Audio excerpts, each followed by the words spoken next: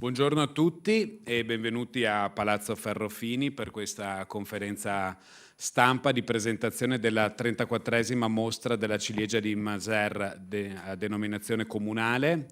Io sono molto felice di potervi ospitare qui, non so se credo sia la prima volta questa nella quale facciamo la conferenza stampa di questa mostra a Palazzo Ferrofini, spero che possa essere la prima di una serie di occasioni nelle quali ci possiamo vedere in modo più frequente. E sono molto contento di presentarla e di dare risalto a questa mostra che ha ormai una grande storicità, 34 anni, nei quali, diciamo, in prima persona la Proloco di Maser si impegna sul territorio per la promozione di un prodotto direi esclusivo, un prodotto che piace molto e che fa parlare di sé e che ha, con la sua fama, ormai travalicato sicuramente i confini provinciali, regionali, e che ha anche l'occasione di, attraverso manifestazioni come queste, di farsi conoscere anche fuori dai confini nazionali. 34 anni quindi di storia, di promozione, di legame con il territorio, di vicinanza alle categorie produttive, agli agricoltori, coloro che poi alla fine sono il vero motore di manifestazioni come questa e come tante altre. A loro va il nostro ringraziamento, perché senza questo prodotto degli alberi e della terra noi non avremmo oggi né questa conferenza stampa né tantomeno la possibilità di gustarle. Un'agricoltura che attraversa momenti così altalenanti e per molte questioni, sia dall'aumento dei costi di produzione sia alla stagionalità che non è sempre come l'abbiamo conosciuta nei decenni scorsi, e quindi a loro veramente il mio e il nostro ringraziamento, perché fare agricoltura oggi, permettetemi di dire, al di fuori del vino, fare agricoltura al di fuori del vino oggi è quasi da eroi, e quindi coloro che intendono voler continuare su delle strade aperte decenni fa e che magari non sono così remunerative, ma che ci permettono di parlare dei nostri paesi, della Pedemontana trevigiana, del Veneto, all'intero mondo, diciamo così, almeno questo è il nostro sogno, ecco, vanno ringraziati in modo prioritario. Io vorrei che ci raggiungesse qui, alla mia destra, il sindaco di Maser, Claudia Benedos. Prego, sindaco, per dare un saluto. Prego.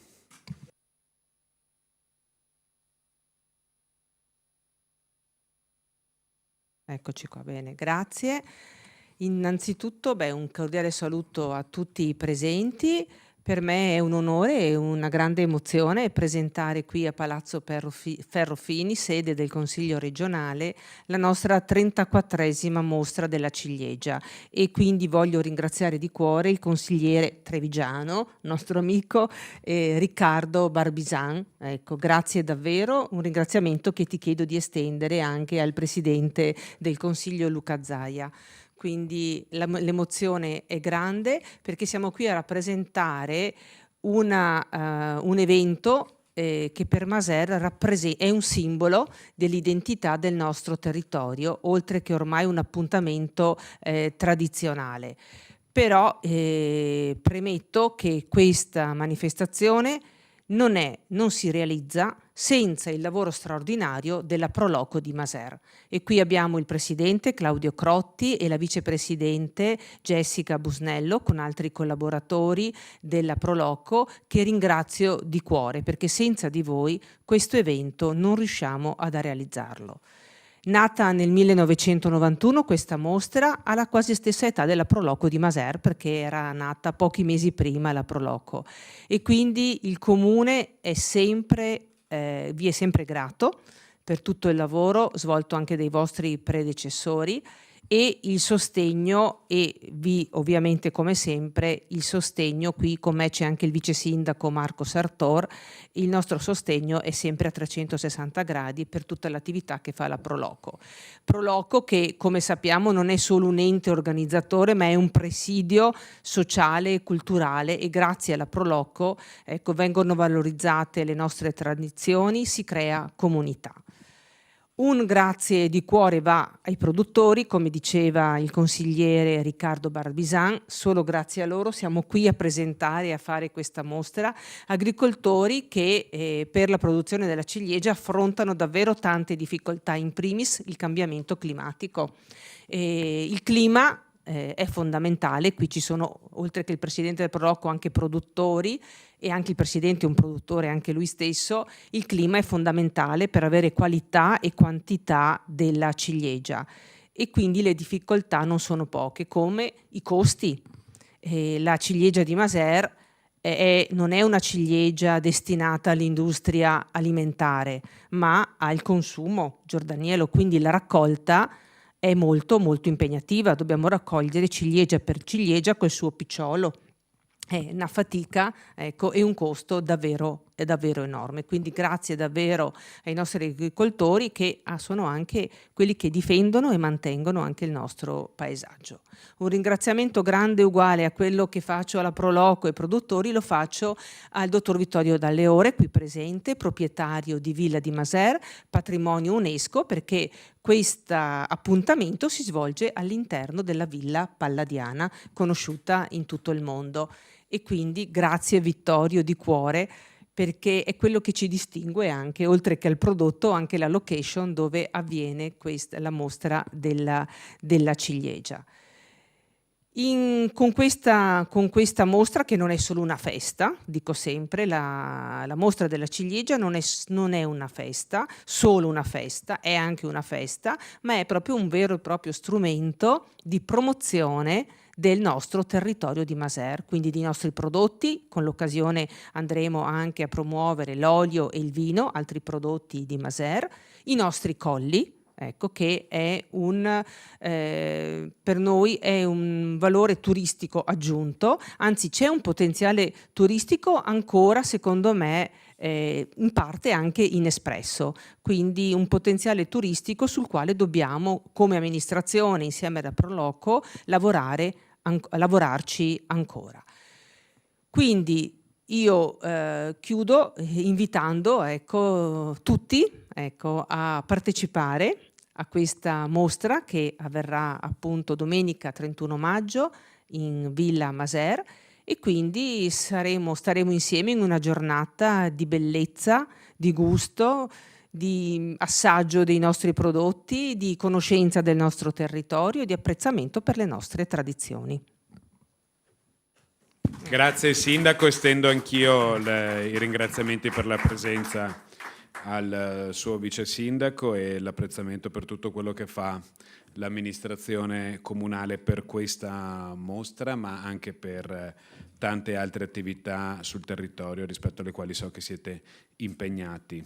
E vorrei che venisse qui al podio il presidente della Proloco, Claudio Crotti, che magari ci possa intanto dire com'è lo stato di salute della Proloco di Masers, anche in ordine a tutte le questioni che riguardano le Proloco in generale, dal punto di vista del regime fiscale, gli adempimenti, il tema del ricambio generazionale, dell'attaccamento alla coesione sociale, rispetto alle quali le Proloco fanno molto, e insomma per capire non solo da lei come si svolgerà la mostra, ma anche più profondamente cosa vuol dire, che impegno c'è dietro all'essere presidente di una Proloco, e anche solo essere volontario di una Proloco, cosa vuol dire, cosa può voler dire per i giovani, che valori si possono trasmettere.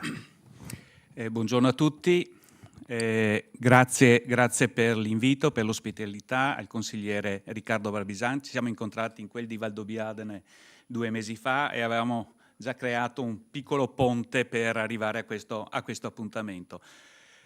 Tante domande, tante risposte. La vita della Proloco dipende molto dai volontari e io devo dire che sono una persona fortunata perché ho tanti volontari e bravi volontari.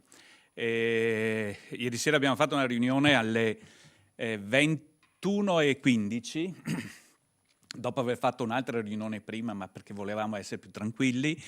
E come mi succede altre volte, rimango ad ascoltare quello che propongono e che dicono i consiglieri, che è una cosa bellissima.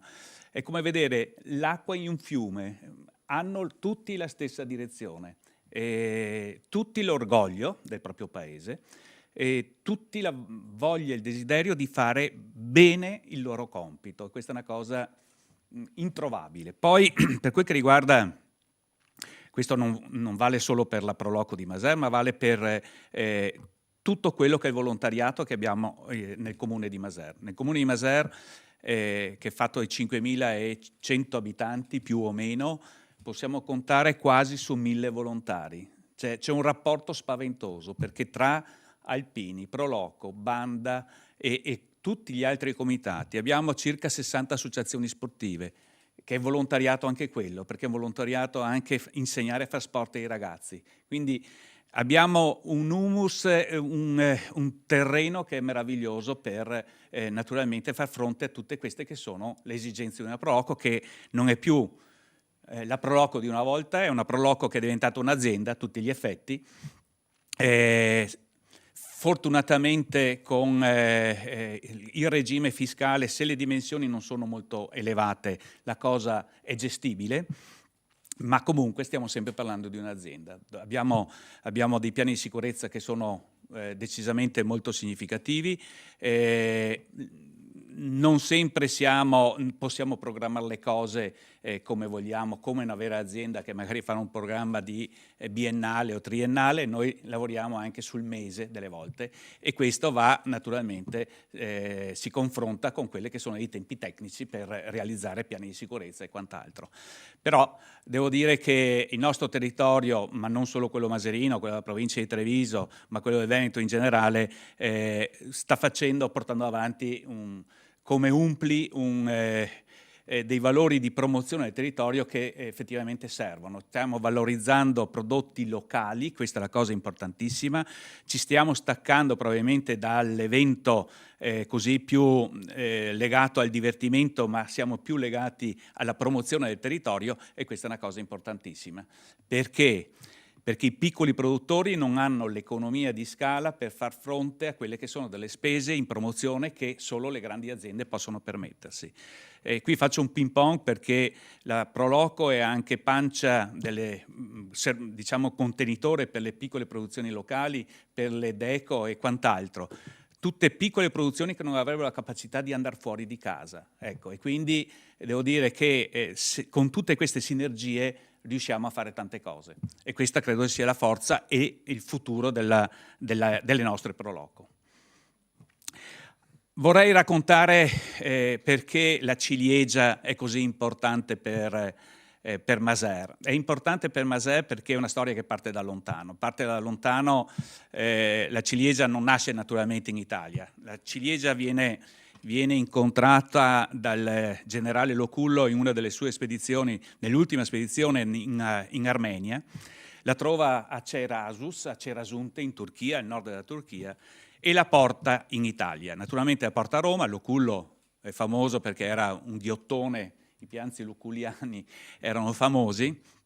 A qualsiasi ora del giorno si poteva andare a casa di Locullo e mangiare, c'era sempre da mangiare pronto, e porta questa prelibatezza in Italia. Prima nei Campi Flegrei, che era il giardino di Roma, e poi naturalmente con la centuriazione, quindi con quella gratifica che veniva fatta al soldato romano, e con la fame di pane che aveva Roma, perché era città che mangiava pane, e poi all'epoca il pane veniva anche distribuito gratuitamente, i romani arrivano nella pianura padana, e arrivando nella pianura padana, arrivando anche nel nostro territorio, ci troviamo con la prima agricoltura organizzata nel nostro territorio.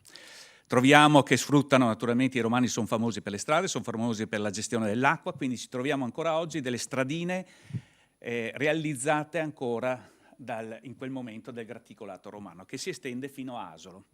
Ci rendiamo conto che siamo su queste stradine perché non sono orientate nord-sud perfettamente, ma sono orientate in modo da sfruttare quello che è il declive naturale. Quindi portavano acqua, riuscivano a irrigare i campi, riuscivano ad avere naturalmente a sfruttare i seminativi, che ce li ricordiamo fino a 20 anni fa, perché Masère aveva una piana che era veramente tutta di seminativo. Assieme a questo, naturalmente, i romani si portano anche quelli che sono gli altri prodotti: la vigna, si portano l'olivo e si portano anche le ciliegie. E questo è quello che avviene e possiamo legare come agricoltura organizzata nel nostro territorio. Perché poi a Masère? Perché probabilmente a Masère, così come nelle colline della Pedemontana, si viene a creare quel microclima adatto per queste culture. La cosa sorprendente è che naturalmente poi abbiamo un periodo di declino diciamo, con le invasioni, ma poi con gli Ostrogoti, i Visigoti, i Longobardi e i Franchi, poi arrivano i comuni. Arrivano i comuni e poi arriva Venezia, e già nei comuni i comuni obbligavano nei vari passaggi di proprietà, in varie diciamo, situazioni notarili, l'obbligo di mettere a dimora sia olivo e sia ciliegio. E quindi si consolida. Ma la cosa più bella è nel 1345, quindi questo sta a significare che la ciliegia è presente, la podesteria di Asolo stabilì una norma significativa, che nessuno poteva acquistare ciliegie prima dell'ora nona per poi rivenderle. Chilometro zero, farm to fork, quello che si sente oggi. Quindi nel 1345 e rinforzava anche questo, quindi che la ciliegia passasse dal produttore al consumatore direttamente e che nessuno per 4 miglia da Asolo andasse a incontrare i produttori. Quindi arrivasse a Masère a comprare le ciliegie per poi rivenderle sul mercato. Quindi questa è veramente saggezza di altri tempi, ma è la conferma che c'era il prodotto che arrivava sulle piazze di Asolo e del mercato di Crespano, del mercato di Montebelluna e anche in quello di Venezia. Facciamo un salto, arriviamo diciamo, ai giorni più recenti, come aveva accennato il sindaco Claudia Benedossa, arriviamo ad avere la mostra della ciliegia. Quando è partita e decollata la mostra della ciliegia nel 1991 avevamo circa 110 produttori, poi ne abbiamo persi un po' per strada, però siamo sempre con un numero discreto di una cinquantina di produttori. E nel 2017 arriva l'amministrazione comunale, definisce che la ciliegia di Masère, questo con decreto comunale, appartiene alla storia del paese di Masère. Per cui tu visitatore, tu che arrivi da fuori, guarda che io sindaco ti dichiaro come sulla carta d'identità che questa ciliegia appartiene alla storicità del nostro territorio. E questa è la cosa più bella perché garantisce naturalmente al visitatore. E da lì poi l'evento che è la mostra della ciliegia, che è arrivata fino ai nostri giorni, 34. Mancano gli anni del Covid, naturalmente, però anche negli anni del Covid abbiamo inventato una formula che è stata venite uno alla volta da ogni singolo produttore. Quindi mostra diffusa, in sicurezza, e anche questo ha fatto sì che diciamo, la tradizione non venisse a mancare. Per quel che riguarda invece la produzione di quest'anno, la produzione di quest'anno è una produzione ottima. Abbiamo avuto un imprevisto che è quello delle temperature che hanno un po' raffreddato la crescita del prodotto, ma abbiamo 15 giorni di previsioni meteo bellissime e quindi crediamo che la ciliegia per la mostra della ciliegia sarà perfetta. Quindi abbiamo già dei campioni che potremo degustarle e credo che veramente la ciliegia non ci deluderà neanche quest'anno. Come avete visto, non abbiamo una giornata sola. Masère è città della ciliegia, ma è anche città del vino e anche città dell'olio. E abbiamo fatto sinergia in queste 3 giornate, vedete, 24, 30 e 31 maggio, mettendole assieme per la prima volta tutte e 3 queste, diciamo, caratteristiche. E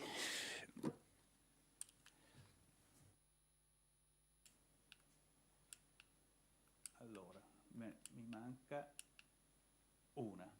Allora, naturalmente La parte del leone la fa la mostra della ciliegia con i suoi 40 produttori, però abbiamo voluto dare spazio anche ai produttori del vino e naturalmente far confluire, questa è già una tradizione, anche la premiazione del mondo dell'olio. Questo è l'evento che si chiama Andar Parcantine, che verrà fatto in Villa di Maser, e qui inviterei il padrone di casa di Villa di Maser, Vittorio D'Aleore.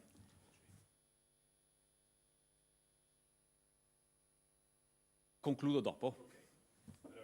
Grazie Presidente per tutto quanto ci ha spiegato bene, specialmente per gli aneddoti storici che ci fanno capire come queste manifestazioni che i nostri comuni ospitano non siano invenzioni oppure qualcosa fatto per dare un tocco glamour al proprio comune o far parlare, ma sono tradizioni che affondano le loro radici nei secoli. Bellissima quella citazione che ha fatto di tanti secoli fa. Allora, la mostra si svolge in un luogo oggi diremmo iconico per quanto riguarda quella che è la provincia di Treviso, specialmente la Pedemontana del Grappa, un luogo che, diciamo, appena lo vedi, almeno sai dove sei, sono quei, diciamo, monumenti che identificano un intero territorio. E quindi Maser ha anche questa fortuna di poter avere questo edificio e persone particolarmente illuminate che lo mettono a disposizione per la collettività. Questo è un bellissimo esempio di come un patrimonio storico-architettonico può essere usufruito dalla collettività, per la collettività, può essere vissuto, valorizzato. Non sarebbe possibile se la proprietà non avesse questa visione, questa tradizione ormai di pensare che non è trattenendo per sé la bellezza che si diventa felici, ma è donandola anche agli altri. Allora vorrei che qui venisse a fare due parole il proprietario della Villa di Maser, il dottor D'Aleore Vittorio, prego, che mette a disposizione questo patrimonio perché tutto l'intero territorio ne traga vantaggio, per dare a queste manifestazioni un contorno, una cornice veramente esclusiva. Prego. Grazie di questo invito. È un grande onore essere qui a presentare queste manifestazioni che si svolgono in un luogo che è tanto caro non solo a noi, non solo alla Proloco di Maser, ma credo a tanti in Veneto. Considerano le ville venete come uno dei nostri tesori e come una parte veramente importante della nostra cultura. La Villa di Maser è patrimonio dell'umanità UNESCO, per cui è un edificio molto particolare, costruito da Andrea Palladio e che all'interno ha il più bel ciclo di affreschi di Paolo Veronese. Ma per tradizione proprio di famiglia è una casa che è sempre stata aperta al mondo della cultura, al mondo del cinema, al mondo della politica e al territorio. E la cosa bella che c'è a Maser è come le persone di Maser amino la villa, amino il circondario e lo difendono. Si vede nelle immagini queste bellissime colline. Le bellissime colline nascondono tutta una serie di tesori e di percorsi che vengono tenuti in ordine dai volontari di Maser. E poi ci sono tutte queste manifestazioni che non potrebbero avere successo se non fosse grazie ai volontari. E alle persone di Maser qui c'è la manifestazione Andar per Cantine. Andar per Cantine si svolge nel parco della villa, questo parco che è stato appena restaurato grazie ai fondi della Comunità Europea, cosa della quale noi siamo veramente grati perché abbiamo potuto rimettere a posto tutta la parte del parco, tutta la parte verde, ma anche la parte degli impianti, la parte decorativa. Abbiamo rifatto le serre, abbiamo rifatto tutti i percorsi, abbiamo messo l'illuminazione, abbiamo restaurato le scuderie, abbiamo sistemato la parte decorativa del ninfeo. E facendo questo sono stati messi in condizione di essere utilizzati tanti spazi verdi che i componenti della Proloco a un certo punto hanno detto: ma scusate, perché non facciamo una manifestazione all'interno del parco? E per noi è stata una soddisfazione meravigliosa, perché questo investimento fatto dalla comunità europea per realizzare degli spazi che poi vengano sentiti dalla gente come loro è una cosa bellissima. E allora, ecco, Andar per Cantine, un'idea proprio nata dai componenti della Proloco, nei quali hanno fatto una piccola indagine fra i produttori di vino, e abbiamo 11 produttori che ciascuno avrà la sua postazione, e i gruppi di persone verranno accompagnati da sempre dei volontari del Proloco di Maser, un altro gruppo che sono il gruppo Alpini, visto che rimaniamo in tema, e i quali racconteranno anche tutto il percorso, accompagneranno le persone e racconteranno il percorso, che è una cosa bellissima, perché non è solo un presentare un prodotti, ma è anche fare cultura, fare divulgazione, godere di questi spazi che sono stati restaurati e messi a disposizione, ed è una cosa bellissima della quale siamo molto fieri e siamo molto grati alla Proloco, che organizza queste cose e mette in risalto queste produzioni che sono le nostre produzioni, nelle quali la Villa di Maser è sempre stata un luogo, un punto di riferimento per queste cose. Grazie dottor Dalle grazie alla Proloco, ma grazie anche a lei e alla sua famiglia. Per le conclusioni vorrei che le traesse il presidente della Proloco, Claudio Crotti, che richiamo qui al podio. Prego, presidente. Grazie. Volevo aggiungere e nominare le cantine che sono presenti, che saranno presenti, perché è uno sforzo veramente importante. Le cantine Bresolimbio, Costa Filippo, I5, il Guscio d'Oro, Iseo dei Pini, La Pasina, Martignago Vignaioli, Progress Country Wine House, Tenute Balzan, Valbreda e Villa di Maser.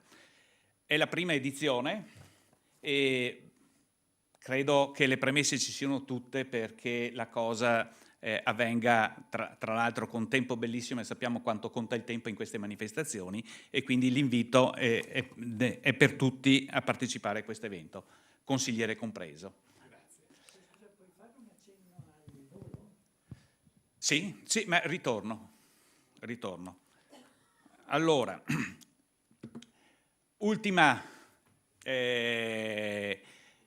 ultimo aspetto su cui abbiamo voluto accendere una luce particolare è stato quello del mondo dell'olio. Abbiamo una tradizione a Maser, anche questa che parte sempre da lontano, ma che ha visto Maser soprattutto negli anni 90 essere l'attore principale per la divulgazione degli olivi e di conseguenza anche dell'olio. Nel 90 nella Pedemontana Trevigiana contavamo circa 25.000 olivi, oggi siamo arrivati a quasi 500.000 di olivi, ma la spinta è stata veramente importante all'epoca dove avevamo come consigliere provinciale o assessore provinciale un giovane Luca Zaia, il quale ha recepito questo messaggio portato avanti da Franco Vettoretti, e ha messo in piedi tutta una campagna per la piantumazione degli olivi, e questa è stata la spinta veramente significativa. Dopodiché in quel contesto è nato anche l'ATO, l'Associazione Trevigiana Olivicoltori, e comunque è nato tutto un motore i cui risultati li vediamo oggi.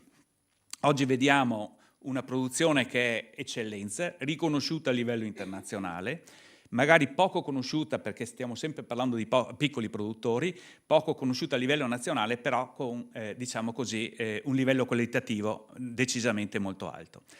Quello che viene fatto, allora, quello che è stato ripreso 14 anni fa era un concorso per la valorizzazione dell'olio di oliva di Masers, e da quest'anno abbiamo voluto estendere questa iniziativa ai comuni della Strada del Vino Asolo Montello, Strada del Vino e Sapori Asolo Montello, quindi a 18 comuni. A 18 comuni più i comuni delle città dell'olio presenti nella provincia di Treviso. Abbiamo raccolto 45 campioni relativamente a 44 campioni relativamente ai 44 produttori. Ci siamo avvalsi di un partner tecnico che è AIPO di Verona, quindi abbiamo portato tutti i campioni a Verona e questi campioni sono stati analizzati. In questa occasione naturalmente ci sarà la premiazione, ma ci sarà anche un convegno. Qui abbiamo la presenza di Veneto Agricoltura che ci dà decisamente un supporto importante in questa iniziativa e che ha creduto in questa iniziativa. Questo è, diciamo così, il panel delle persone che interverranno in quell'occasione, ma quello che desidero sottolineare è che dei 44 campioni, ben 17 campioni hanno avuto una valutazione superiore a 90, quindi eccellenza. Nel mondo dell'olio sopra 90 punti stiamo parlando di eccellenza. Non da meno ne abbiamo altri 24 con valutazioni superiori a 85. Vi dico che la punta è un 98, qui stiamo esagerando come qualità, diciamo così. Quindi con orgoglio, questa sarà un'altra vetrina e quindi creiamo questo ponte tra le tre realtà che sono il vino, l'olio e la ciliegia che la fa naturalmente da padrona in questa circostanza. Ritorniamo a questo.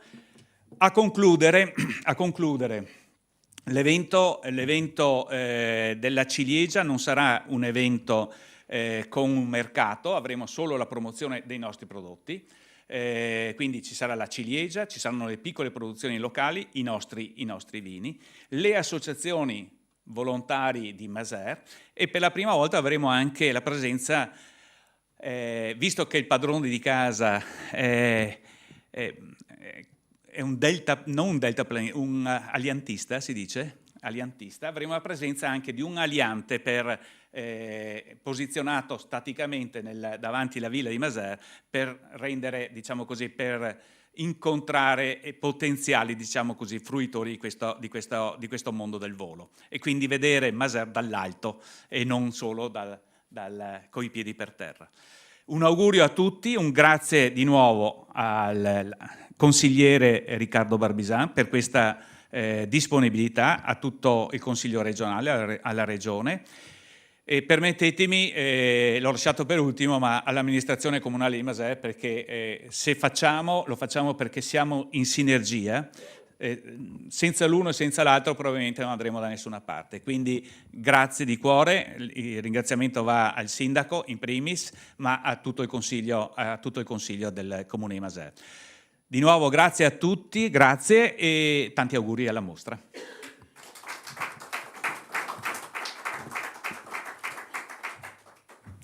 Grazie Presidente. Sì, io sono molto contento come vi ho detto, di ospitare così questa conferenza stampa, perché ne ho parlato anche con alcuni amministratori del territorio e credo che la pedemontana trevigiana abbia delle potenzialità, mi ricollego a quanto diceva il sindaco prima, inespresse, nel senso che non è possibile che di là del Piave ci sia l'oro, perché c'è il Prosecco, e dall'altra parte dove c'è di tutto, però resta un territorio ai margini del turismo, anche se qualcosa si sta muovendo, anche se rispetto a tanti anni fa le cose sono diverse. Ma se noi pensiamo alla ricchezza che vi è attorno al massiccio del Grappa fino ad arrivare a Bassano, da Pederobba a Bassano. Prendiamo questo territorio e pensiamo non solo alla ciliegia, non solo al vino, non solo all'olio, ma pensiamo al Tempio del Canova, pensiamo a Cimagrappa, pensiamo a cosa succede a Borso del Grappa dal punto di vista del volo, no?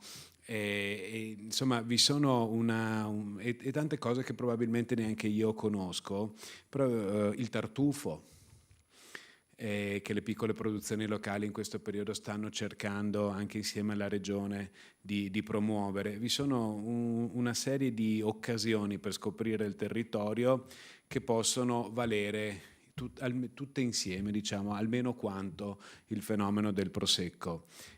Oppure trovare sinergia con il fenomeno del Prosecco. Su questo credo che dovremmo, come Consiglio regionale per parte nostra, amministrazioni locali, ma anche chiamo in causa Camera di Commercio e tutto quel mondo di istituzioni che può avere rilevanza, Proloco certamente, che può avere rilevanza sul tema del turismo, perché la zona del Grappa abbia, diciamo, la luce che merita nel panorama turistico veneto. Siamo la prima regione per numero di arrivi e presenze, la prima regione d'Italia, quindi forse tra le prime regioni al mondo, e abbiamo ciò di cui farci conoscere.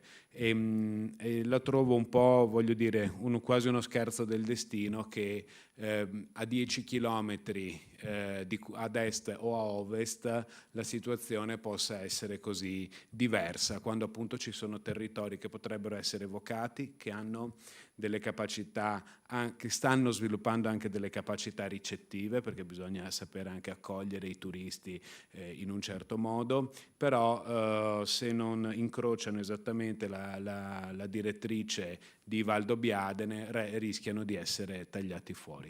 Quindi io accolgo veramente con favore ciò che diceva il sindaco prima, che occasioni come queste possano continuare, implementare, e anche noi dobbiamo trovare, pensare, immaginare sforzi nuovi per valorizzare un intero territorio che non è una questione di campanile, ma che interseca, diciamo, 2 province, anzi se vogliamo c'è anche Seren del Grappa in provincia di Belluno, se vogliamo usare il suffisso del Grappa, diciamo così, no, per identificare un intero territorio. Quindi diventa una questione non di campanile, non provinciale, ma diventa una questione regionale della quale ci dobbiamo occupare. Grazie a tutti e spero ci vogliamo vedere per la 35esima mostra della ciliegia di Maser qui a Palazzo Ferrofini, e intanto ci vediamo a Maser.